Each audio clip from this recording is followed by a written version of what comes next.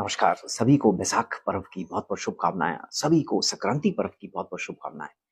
आज वैशाख मास के कृष्ण पक्ष की द्वादशी तिथि और मंगलवार का दिन है। आज के दिन सूर्यदेव मेष राशि में प्रवेश कर जाएँगे, जिसे कि मेष संक्रांति का नाम दिया गया है और आज से बैसाखी पर्व भी मनाया जाता है। अर्थात खर मास की समाप्ति और मंगलिक कार्यों का शुरुआत होना।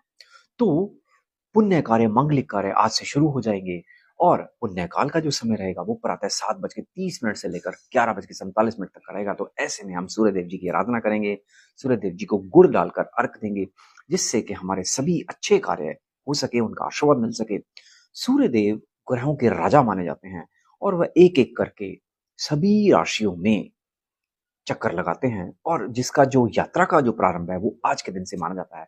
अर्थात नव वर्ष, सौर वर्ष की जो शुरुआत है वो आज से मानी जाती है। तो ऐसे में हम सूर्यदेव जी की आराधना करेंगे, आदित्य हृदय स्तोत्र का हम पाठ करेंगे। जय सूर्यदेव